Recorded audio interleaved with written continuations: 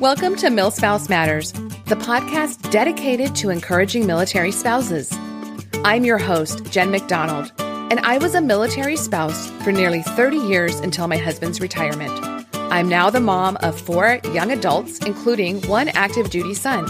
I also wrote the book, You Are Not Alone, Encouragement for the Heart of a Military Spouse. Through my experiences, I came to believe that we're only stronger together. Whatever life is throwing your way as a military spouse, let's talk about it. So hello, and welcome to this episode. This is Jen, and I'm so glad to be back with you again after quite a long break. I hope 2023 is treating you well. We're already into February, and I feel like January was such a long month. It's been pretty cold where I live, relatively speaking, so I'm looking forward to warmer weather and some upcoming trips. So I would love to hear from you on social media at Milspouse Matters. What's going on with you? How you're doing? If you're moving, what's coming up? I am also going to put a link in the show notes to a survey for you. So if you would take a couple of moments to complete that, if you have opinions on what topics you'd like to see or guests you would like to see, I'll put a few questions in there for you to answer, and that will help me shape content so that it's what you're looking for and what will help you the most. So a couple of exciting things. I just put out a new book study guide and discussion questions for my book, You Are Not Alone, Encouragement for the Heart of a Military Spouse.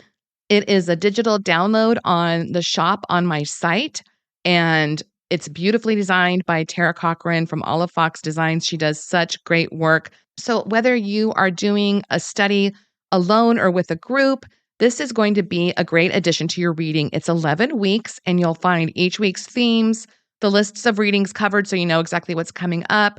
We have beautifully laid out scripture focuses that you can even print and cut out to remind yourself, extra questions you can use on your own or for group discussion with lots of space to journal, extra resources, and again, a clear schedule of what you'll be reading every week.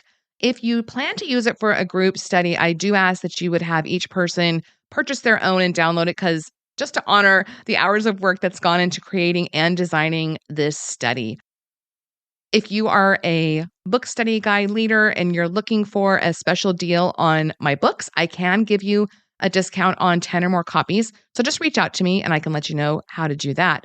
If you already have the book or you're just purchasing the book and you would like this study guide, you can use the code STUDY15 for 15% off the digital download on my site. I'm also going to be working on my next book is coming out this fall with a publisher, and I'm super excited about that. So for the coming months, my hope is to put out a couple of episodes every month, and possibly once all of the main work for the next book is finished and the manuscript is turned in, I'll have more time and possibly look at doing more weekly again, like I used to do. So we're just kind of playing it by ear, and I appreciate all your patience with that. On social media, I recently did a Q&A and said, ask me anything. What are the questions you want answered? What are the topics that you're interested in? And I got several really good questions. And I thought I would take this episode to cover, what about when you are stationed somewhere that you just really don't like or even hate? So we're going to talk about that in just a minute. But I was asked the question, what is the favorite place you've lived? And I think I used to always say, I didn't want to offend anybody. So if you're living somewhere and you're talking to somebody that's from that area, you never want to say, I really don't like it here, because that can come across kind of rude. So I would always just say, well, wherever I'm living now. And I always wanted to set a good example for my kids and not complain. But if I'm honest, I didn't love the long winters that came with living in the northern tier, like in North Dakota.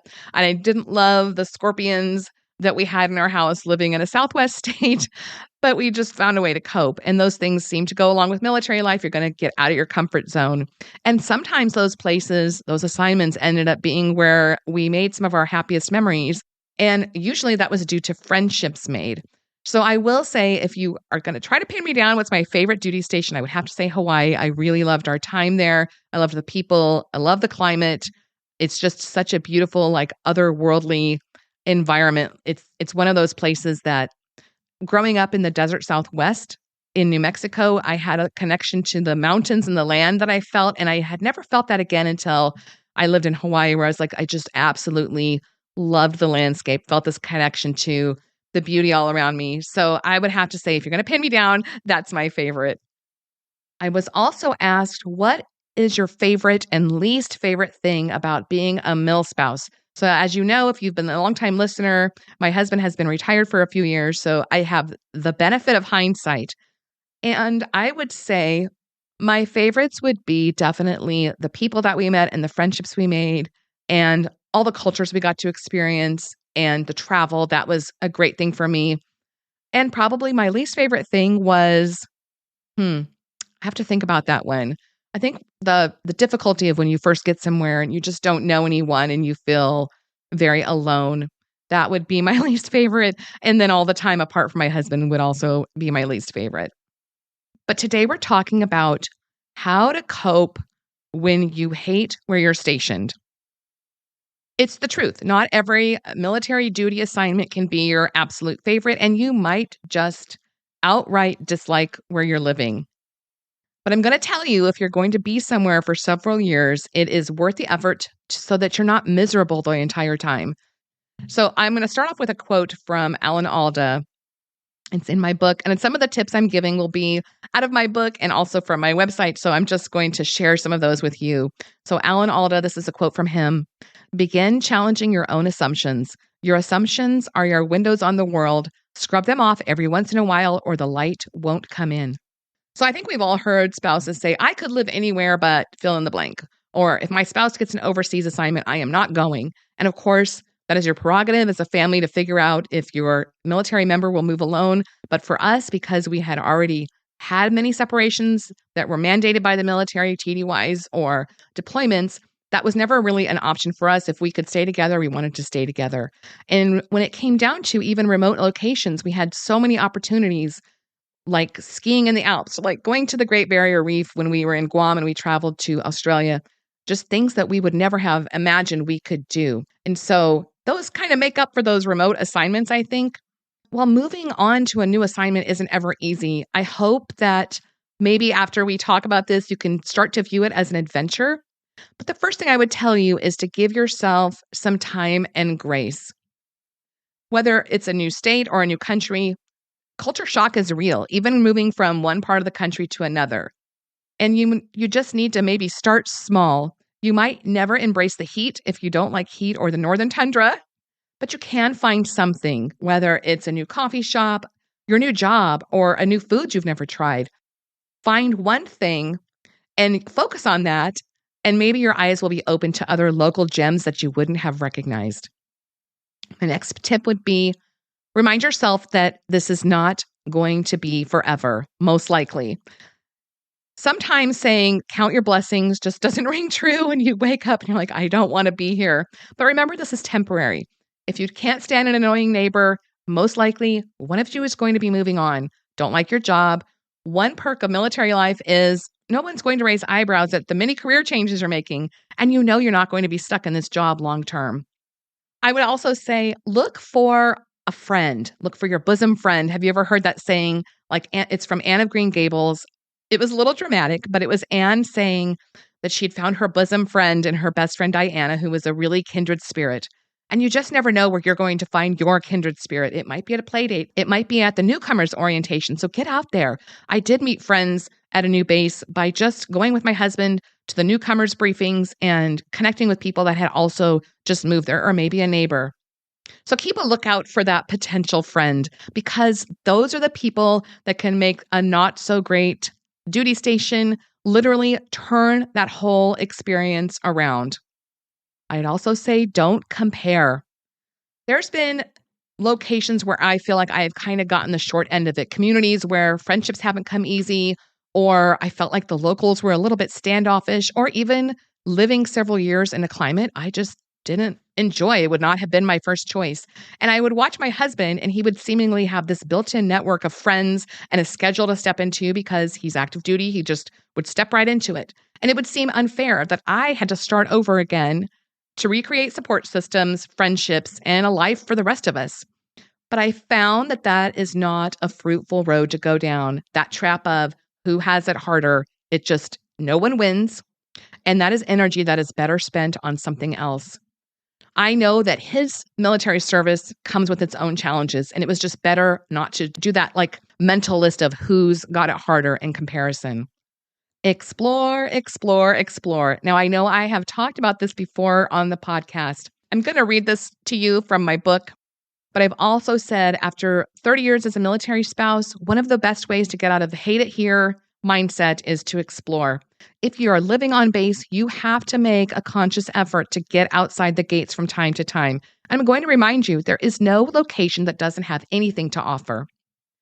So what if you feel stuck in small town USA? Make the most of it. A friend once suggested taking a map and drawing a 25 to 50 mile radius around where you live, then determine to hit every tourist or landmark spot in that area. You can do this on the map application on your phone. Branch out further once you've done that. When we lived in North Dakota, that is admittedly not a typical tourist destination, we hunted for antiques at estate sales in giant old barns, picked strawberries from the fields of a local grower, snapped photos by huge sunflower fields, and drove to the Badlands on the other side of the state. No matter where you are, I'm pretty sure you can find something new to do. Before long, you'll be the expert about the hidden overlook with the best sunset views or the local brewery you never would have found otherwise. One of the best ways to do that is buddy up with somebody local. If you meet somebody at church or in a group or through your kids' sports or whatever, work or whatever, these are the folks that are going to point you to the best little hole-in-the-wall food places, the best shopping areas to avoid. Make the most of these local experts that you meet. Most people are usually very proud of where they live, and they will happily share their knowledge when they're asked, and you might also make a new friend. So what if you do all those things and you really, really hate it here? Sometimes a positive attitude, looking for friends, exploring, and all the other healthy coping skills you've honed over your years as a military spouse just don't help. It's okay. We've all been there, or we will at some point. I would just encourage you still try to find a bright spot, whether it's a nature trail, a sunny beach, or even that fun coffee shop, so you're not constantly focused on the negative, because that's not a great road to go down. When we left Hawaii to return to the mainland, it took a lot of effort for me to find the bright side because we had loved our island time so much. So I had to sit down and make a list of what I was grateful for, because all I could think about was missing my beautiful beach and the laid-back lifestyle. So here's what I came up with. Closer proximity to family, a lower cost of living, even rediscovering fast food places like Sonic or Chick-fil-A or things like that that we didn't have over there. If you look hard enough, even if it's something tiny, you are going to find something to focus on. And you know what? Sometimes you just have to cope and treat yourself. If you're a fan of Parks and Recreation, one of the characters, Donna, said, treat yourself. So give yourself something to look forward to break up the time. Set up a system where every so often you give yourself a break. You treat yourself to a pedicure, a shopping day, a trip back home even, or a day trip just to break up the time. Because sometimes it's just about whatever it takes for you to get through. And just think, if you hang in there, PCS orders should be coming soon, and this too will pass. So I hope that helps you if you're stationed somewhere that you really are not enjoying. I am looking forward to this next season, as we will have some amazing guests and some great tips for you. And again, if you would take a moment to fill out the survey that I'm going to link to, I would appreciate it so much. In the meantime, friends, remember, you are brave, you are strong, and you have got this. Thanks for listening to the Milspouse Matters podcast. Connect with me at milspousematters.com or on social media as @MilspouseMatters. You can find my book, You Are Not Alone, Encouragement for the Heart of a Military Spouse, on Amazon and other booksellers. Love the show? Please leave a 5-star review in whatever podcast player you're listening, and then share it with someone else who could use it too. Until next time, have a great week.